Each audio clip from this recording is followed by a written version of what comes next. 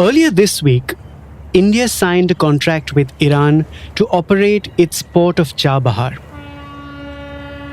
A much debated, discussed, and delayed agreement between the two countries that will open up large vistas of sea trade for India. So, why is the Chabahar port such a game changer? 1. It opens up opportunities of trilateral trade between India, Iran, and Afghanistan. Most critically, it opens up a trade route between India and Afghanistan while bypassing Pakistan. Now, during the last 27 years up to 2022, India's exports to Iran increased at an annualized rate of 9.75% to touch $1.84 billion. Trade between the two countries in FY24, however, decreased by 23% according to data from OEC. In the same period of 27 years, India's exports to Afghanistan increased at a rate of 13%, touching $480 million in 2022, but trade decreased a tad in FY24. All these trade numbers could become much more robust now. 2.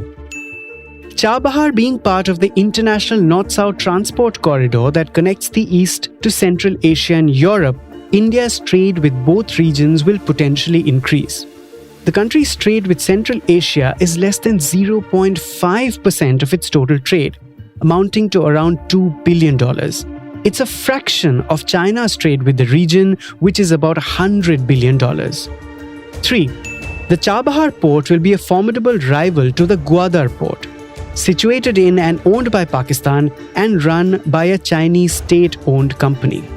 It will also rival China's Belt and Road Initiative, via which it aims to expand its presence in world trade, especially with Central Asia and the West. Now, the 10-year contract was signed between India Ports Global Limited and Ports and Maritime Organization of Iran. India's IPGL will invest about $120 million in port equipment and has offered a credit window worth $250 million for allied road and rail infrastructure. Remember, the 750-kilometer Chabahar-Zahedan railway track is also in the works, which will further bolster trade. Perfect, right? Not quite.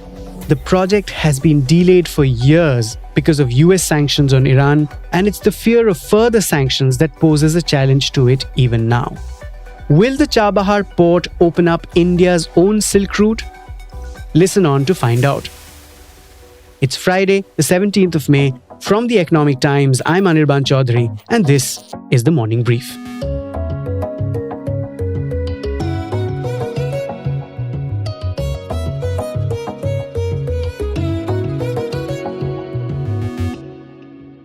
The negotiations were very tough. At one stage, I nearly gave it up. I called my secretary, Mr. Rajiv Kumar was there. I told him, sir, the discussions are not getting anywhere. They are not budging. And I was advised, Mr. Gupta, please be patient and be at it.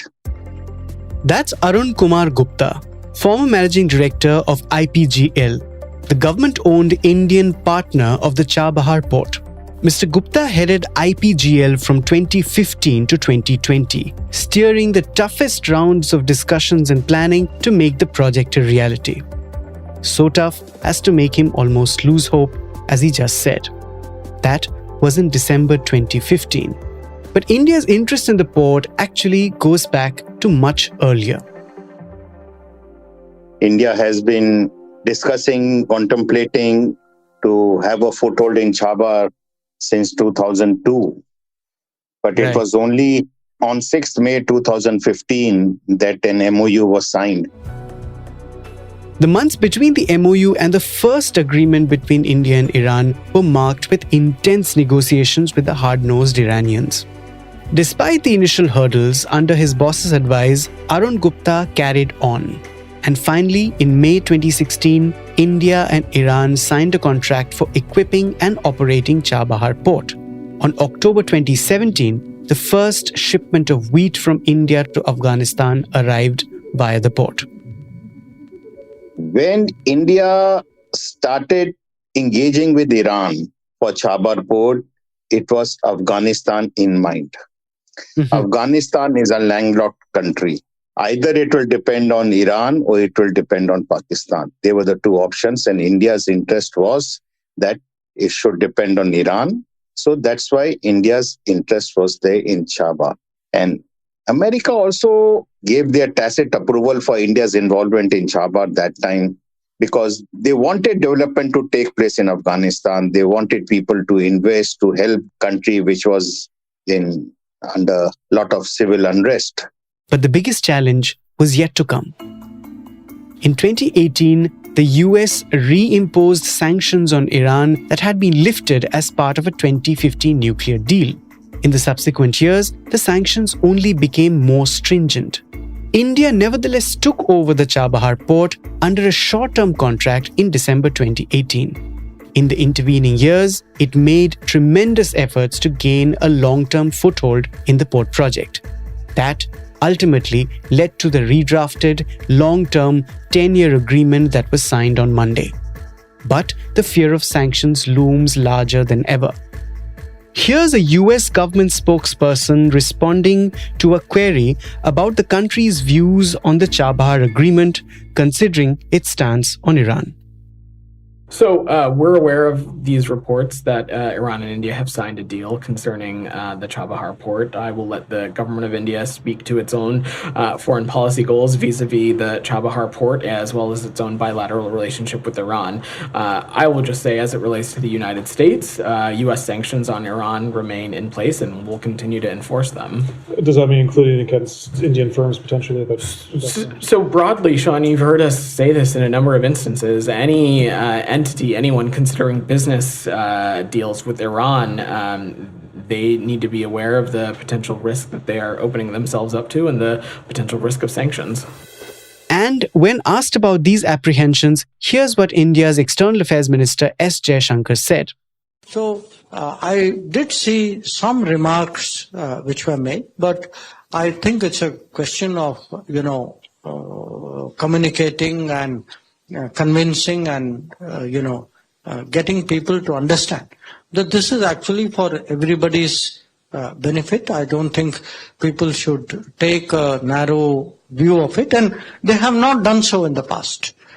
So if you look at even US's own attitude to Chabahar in the past, the US has been appreciative of the fact that Chabahar has a larger relevance. So, we will work at it. Now, there's a catch here. You see, in November 2018, the US had exempted India from certain sanctions for the development of the Chabahar port and the construction of a railway line connecting it to Afghanistan. Back then, in its statement, the US State Department had said that after extensive consideration, the administration had granted a narrow exception under Section 1244 of the Iran Freedom and Counter-Proliferation Act of 2012 to allow a limited number of activities that supported the reconstruction and development of Afghanistan.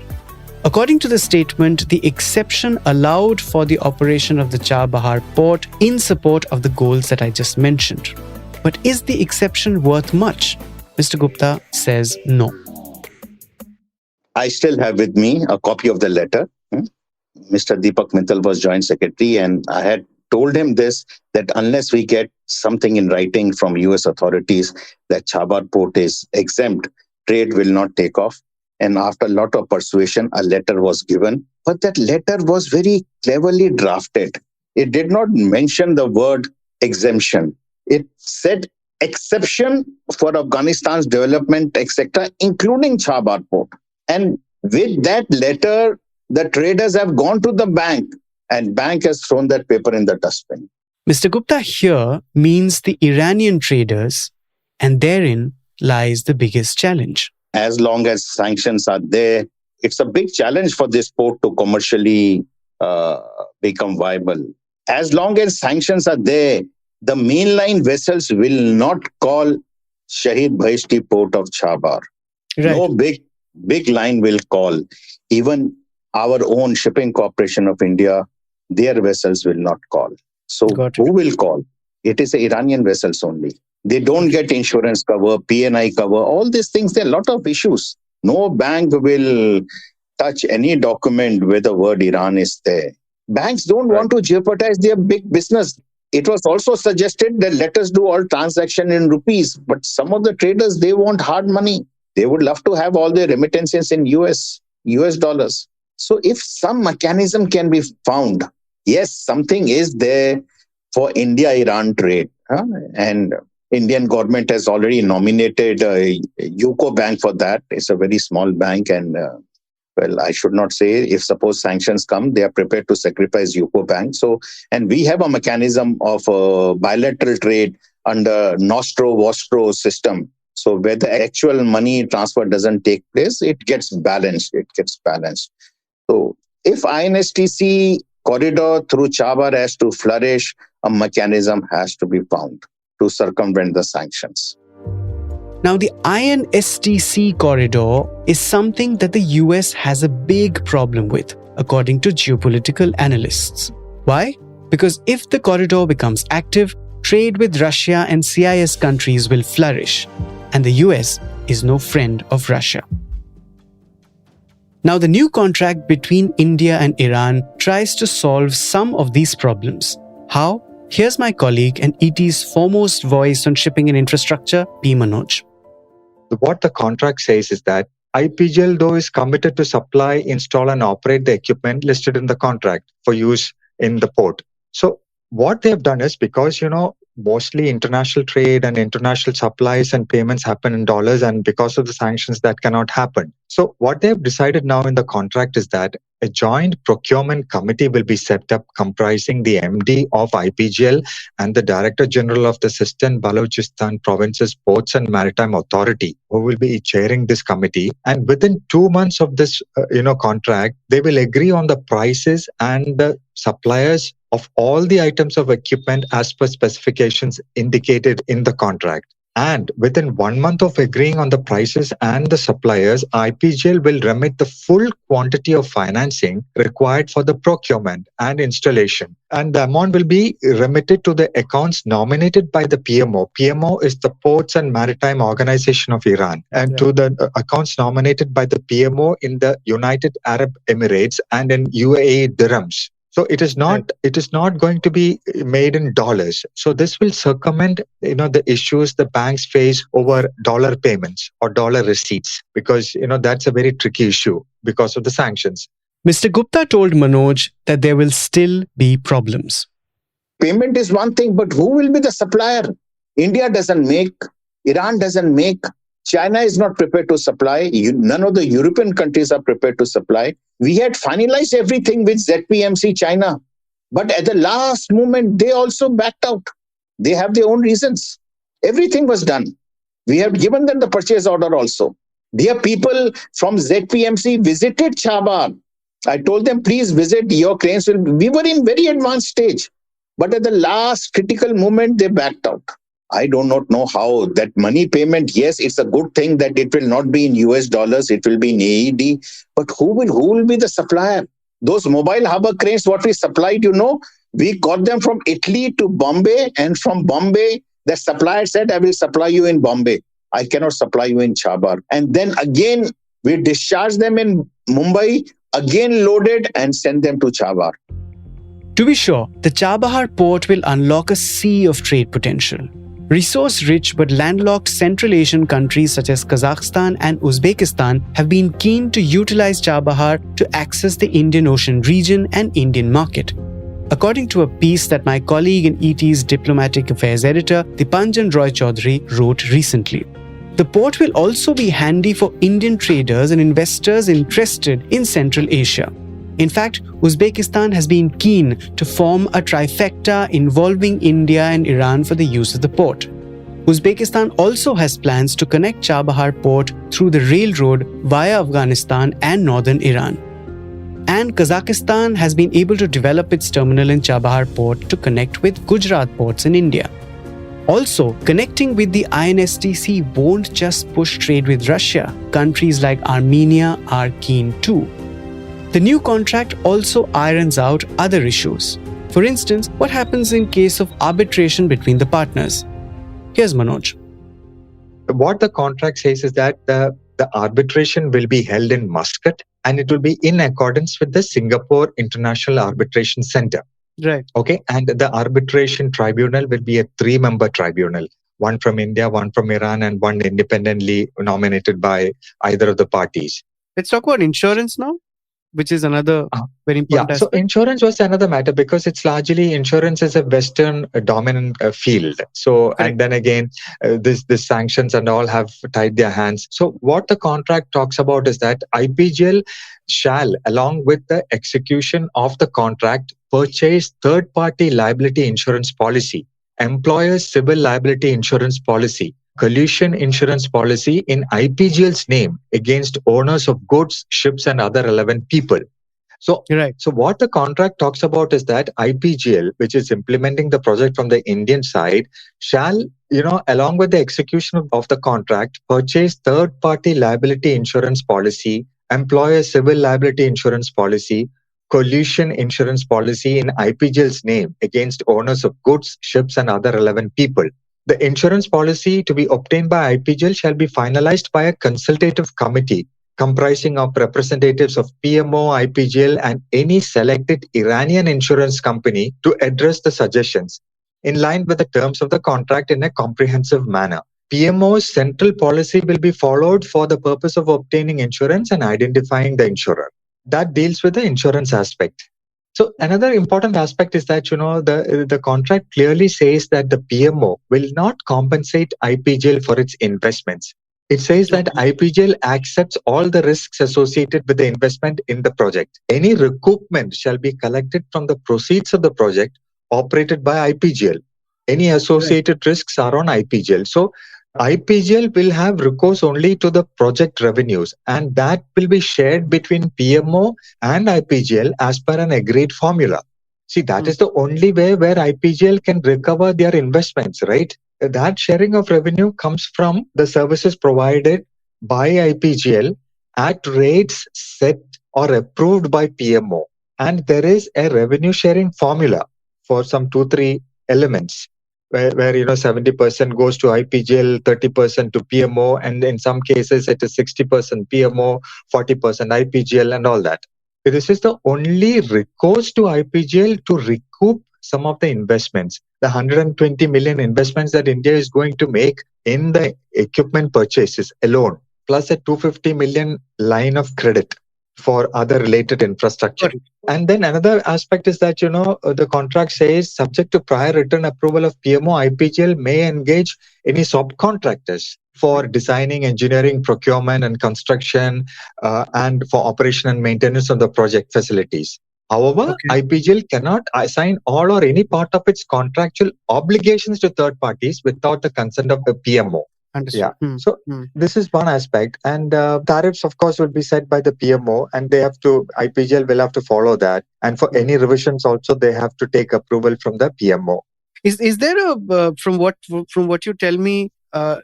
Do you think that IPGL is ceding a lot of control to its? You're very right. I think, when I look at it and when I read at it again and again, the sense that I'm getting is that Iran has made this contract in such a way that it is favoring Iran to a great extent. So they have protected their turf very well. Right. That's the sense I got as well. Yeah, because see, they are in a dire situation. For them, they are not getting any financing. They are in big trouble. Their oil is not getting sold. So there is tightening of financing there. So they have ensured that, while the port is, getting implemented through a friendly nation like India, they are not ceding much ground to India. The Chabahar port means a lot for India and Iran. It's India's first international port that will give it access to massive global trade and tremendous strength to rival Pakistan and China. For Iran, it's, in addition to a trade gateway, a critical alternative to its existing congested port, Bandar Abbas. For a war-prone country like Iran, if its existing port is attacked, there has to be an alternative so that its exports and imports aren't killed. But problems remain. As Arun Gupta said, suppliers to the port will still be reluctant. Even if the equipment is supplied to India, their ultimate destination is the Chabahar port. And the US is constantly watching. Also, will insurers be ready to take the risk of covering vessels that dock at the port? That too remains to be seen. But India is optimistic and as forceful as ever in pushing through this project. It'll be interesting to see where that takes us. That's it for today.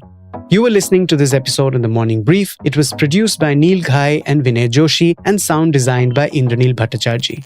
The Morning Brief drops every Tuesday to Friday on a platform of your choice. Like, share and subscribe and keep listening. This is Anirban Chaudhary wishing you a very good weekend, hopefully with some food for thought. Thank you. All external clips used in this episode belong to their respective owners. Credits are mentioned in the description.